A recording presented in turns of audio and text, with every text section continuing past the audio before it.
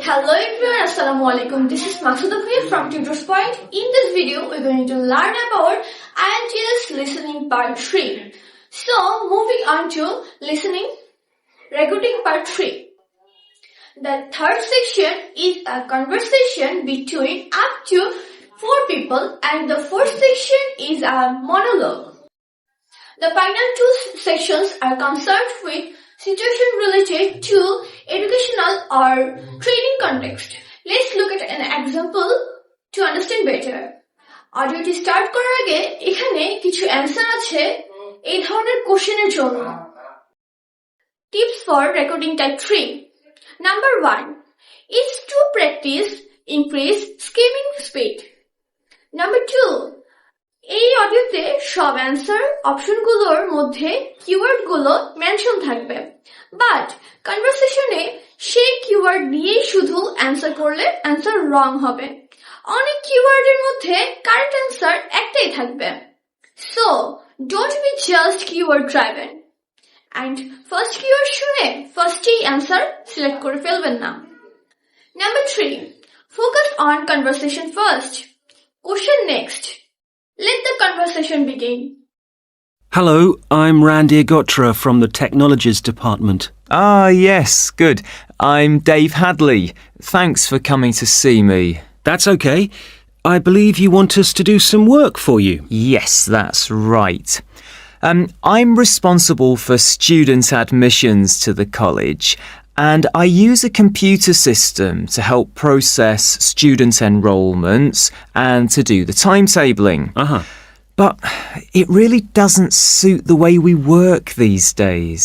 It's over 10 years old, and although it was fine when it was first introduced, it's just not good enough now. Okay, what problems are you experiencing? Well, 20 years ago, the college was quite small and we didn't have the numbers of students or tutors that we have now. So the system can't handle the increasing volumes? Well, there's a lot more data now, and it sometimes seems the system has crashed, but in fact, it just takes ages to go from one screen to the next. Right. Is that the only problem? Well, that's the main one, but there are others. In the past, doing the timetabling was quite simple, but now we have a lot more courses, and what's made it complicated is that many of them have options. Right, but the system should allow you to include those. Well, no, it doesn't. It was supposed to. And a few years ago, we did ask someone from the Technologies Department to fix it, but they never seemed to have the time. Are there any other issues with the system? Well, I've been given extra responsibilities, and so I have even less time to do the timetabling. If there was anything you could do, Randir, to make the process more efficient, that would be really helpful. Well, it sounds like you could do with an assistant, but that's obviously not possible. So what about having an online system that students can use to do their scheduling? How would that work? Well, it may mean less choice for students, but we could create a fixed schedule of all the courses and options, and they could then view what was available. And work it out for themselves. That sounds great. Okay, so we'll need to decide whether or not to improve the existing system or to build a completely new system. Well, I'd much prefer to have a new system. Quite frankly, I've had enough of the old one. Okay, that'll probably take longer, although it may save you money in the long run. When were you hoping to have this in place? Well, it's January now, and the new intake of students will be in September. We need to start processing admissions in the next few weeks, really. Well, it will take more than a few weeks, I'm afraid. As an initial estimate, I think we'll be looking at April or May to improve the existing system, but for a new system, it would take at least 9 months. That would be October at the earliest. About listening, at the end of the day, it's all about practice. And the final recording type 4, is a monologue on an academic part. এখানে আমরা একটা example দেখব। এই ভিডিওটা little exhausting. এখানে আমাদেরকে answer করতে হবে 10টা সব ধরনের question. Before the audio begins, here few tips for written. এখানে সেন্টেন্স কমপ্লিশন টাইপসের কোশ্চেন থাকবে। Hi everyone. Today I'm going to be talking about the origins of ceramics. So first of all, let's start off with what is a ceramic? Well, generally speaking, ceramics are what you get when you apply heat to certain inorganic, non-metallic solids and then allow them to cool. And examples of ceramics are everyday things like earthenware pots, crockery, glassware, and even concrete. So how did it all begin? Well, it all started around 29,000 years ago, when humans discovered that if you dig up some soft clay from the ground, mould it into a shape, and then heat it up to a very high temperature, when it cools, the clay has been transformed into something hard and rigid. And so what did those first humans do with their discovery? Well, they created figurines, which were small statues and which depicted animals or gods or any shape that the clay could be moulded into. And all this activity was centred around southern Europe, where there is also evidence of ceramics that were created much later. The early humans also found a practical use for their discovery, such as storing things like grain, although there were drawbacks. The pots were porous, so that although they could carry water in them, it wasn't possible to store it over a long period. And also they were quite brittle and shattered very easily if they were dropped. But despite these problems, it was many thousands of years before there were any improvements. In China, at around 200 BC, they discovered that by adding minerals to the clay, they could improve both the appearance and the strength of the ceramics. But it took nearly 1,000 years before they perfected the process to produce high-quality ceramics known as porcelain. And once they had perfected the process, they kept it a secret for another 1,000 years.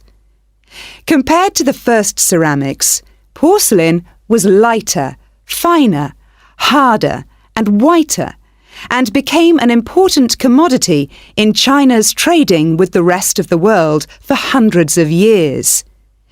In fact, it became so valuable that it was known as white gold, and spies were sent to China to discover what they did to the clay to produce such high-quality merchandise. It wasn't until the 18th century that the secret began to unravel.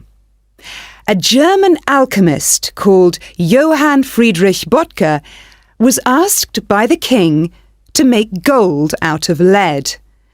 Unfortunately, Böttger failed to achieve this and soon gave up.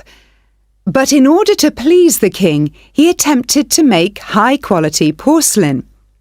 And after many years of experimentation, he discovered that by adding quartz and a material called China stone to very high-quality clay, he managed to get the same results that the Chinese had been achieving for the last 1,000 years. We'll now look at another ceramic which is made from mixing sand with minerals and heating to over 600 degrees Celsius. When this mixture cools, the result is of course glass. The main difference between ceramics made from clay and glass is that clay is made up of crystalline plates which become locked together in the cooling process, whereas glass cools too quickly for crystals to form. Apart from that, the process of heating up naturally occurring materials to transform them is the same. The origins of glass date back to 3500 BC, but it wasn't until the Roman Empire, 2000 years ago, that the art of glass blowing and the practical uses of glass became more widespread. One of the more innovative uses was to use it in windows, as up until then they had just been holes in walls. It must have been very drafty in those days. The Romans were also responsible for inventing concrete, and although the origins are uncertain, experts think that this is largely due to the high level of volcanic activity in the area. The Romans observed that when volcanic ash mixes with water and then cools, it gets extremely hard and almost impossible to break up. The chemical reaction that follows is very complex and continues for many years, and the concrete just keeps getting harder.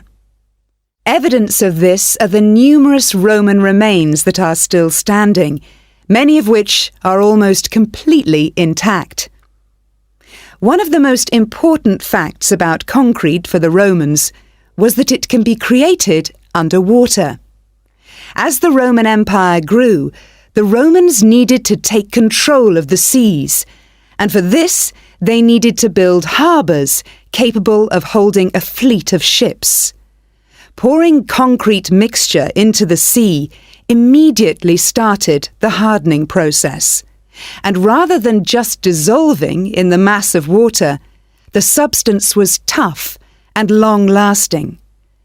This strange characteristic of concrete made a significant contribution to the success of the Roman Empire. General tips for listening. Number 1. Read word count instruction. Number 2. Skip through questions before the audio begins. Number 3. Focus on conversation throughout. Number 4. If you miss a question, then move on to the next. Number 5. Check for spelling mistake. Number 6. Make educated guess. So, that's it. Thanks for watching. Subscribe Tutors Point. See you in the next video. Goodbye.